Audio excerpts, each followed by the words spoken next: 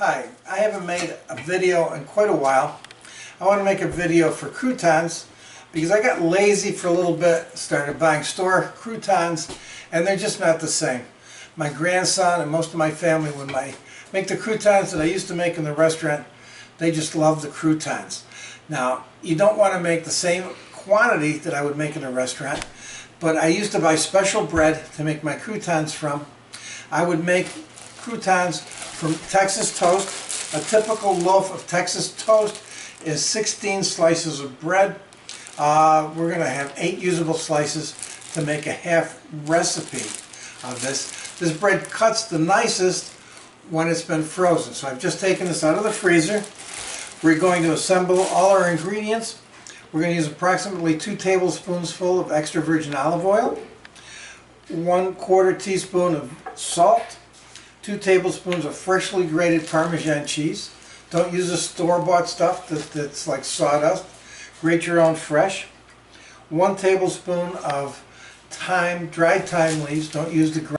And we use 1 1/4 teaspoons of garlic powder. You want a half sheet pan, and you also want to have a bowl that's large enough to toss all your ingredients. Okay, first thing we're going to do, we're going to cut up our bread into cubes. Being frozen makes it easier to slice. We're going to cut it into half, and then we're going to cut each half into half again, so that you now have 4 quarters of bread.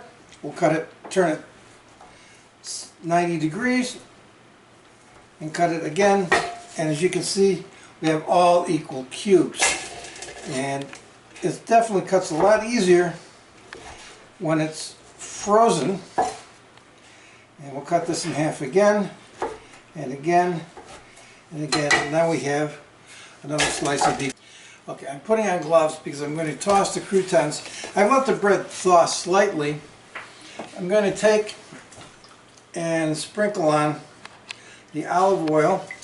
We're going to toss the croutons. I want to lightly coat all of the croutons if I can. Do a little bit more on here.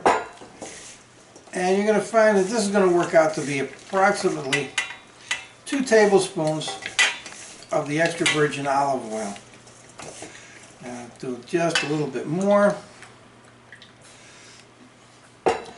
And what I'm going to do now is I'm going to take the salt, the garlic powder, and the thyme, mix it together, but not the Parmesan cheese, because the Parmesan cheese has some moisture in it, and it will make the spices clump together. The reason we're using a little bit of salt is because the salt will help to bring out the flavor of the croutons. But you don't want to over salt. That's why it's only 1/4 teaspoon of the salt. We're going to toss this some more with the rest of the spices. Try to coat everything. And you'll see, and the nice thing about using the dried thyme leaves is you'll see the little specks of green on every piece of crouton. Now, the Parmesan cheese, I don't use a very, very fine grate because I want the cheese to kind of melt onto the croutons. So the next thing we're doing is we're tossing the croutons with the Parmesan cheese,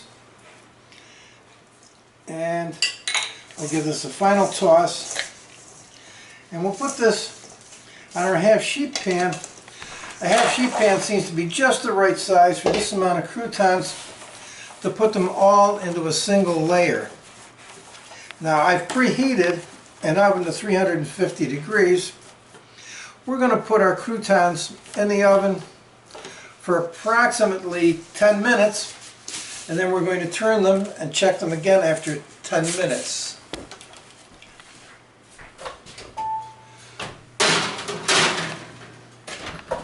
I usually do that on the middle rack on the oven, and we'll let that go for... Okay, I pulled the croutons out of the oven after 10 minutes. You'll notice they stick just slightly to the bottom of the pan. So we're going to flip all the croutons over. We're going to put them back in for another 10 minutes. What we're trying to do is get these croutons to be golden brown and cooked all the way through so that they're crunchy but they're not burnt. So we're going to put them all back into a single layer, and we're going to put them back in the oven for another 10 minutes.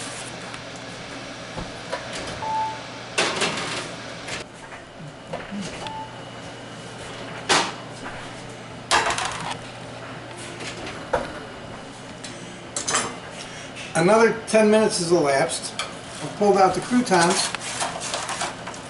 They're still sticking in the pan a little bit. We're going to flip them all over.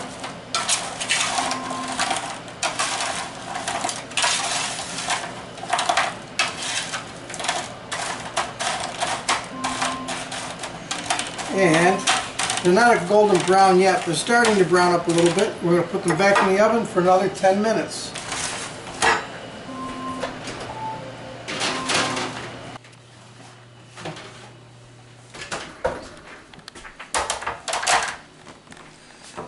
Another 10 minutes has elapsed. I pull the croutons out again. They're still not that golden brown yet. But the thing is to not cook these too fast. We're trying to dry them out. We don't want to burn them. And you can see that they're just starting to get a golden brown. I'll pull one out and taste and see how they... There's just a slight amount of softness in the center. We're going to put them back in for another 10 minutes and that should do it.